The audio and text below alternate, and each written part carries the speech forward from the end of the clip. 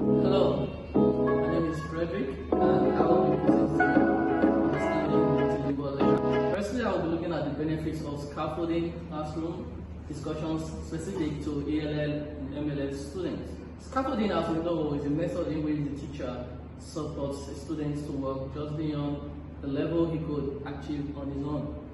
So what are some benefits that students tend to get from this scaffolding? First, students experience a supportive learning environment because they feel supported and they feel belong, they feel carried along, so they experience a supportive learning environment, and that helps them to be involved in the lesson. Also, they feel free to ask questions, they provide feedback, and also support their peers because the scaffolding gives them the opportunity to give feedback to the teachers and also to ask questions when they are confused. They also benefit as teachers become facilitators of knowledge rather than content experts. So they pass in knowledge, they collaborate with the students just to help the students to participate in the lesson. The students also take a more active role in learning because the environment and the atmosphere support them to do so. Students can take ownership of the learning in their classroom as a community of learners. Then what are benefits of using a learner's native language as a classroom resource?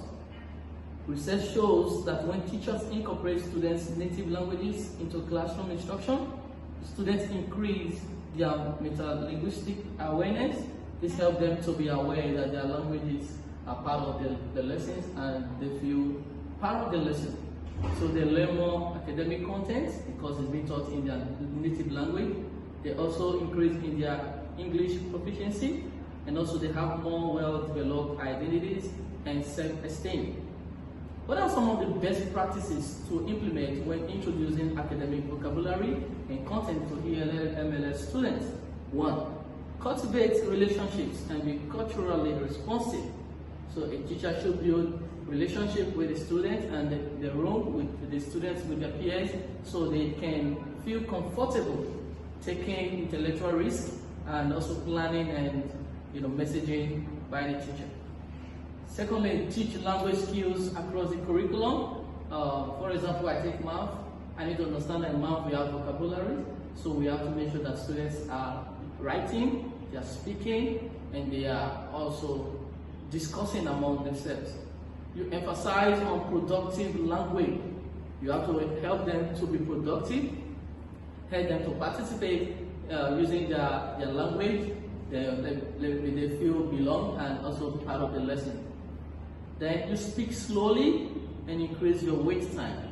This is easier because when you speak slowly, you allow the students to resonate and think about the instructions, and then they can respond. So it is very important. And also lastly, differentiate. Differentiation is key, and when you differentiate, you also use multiple modalities.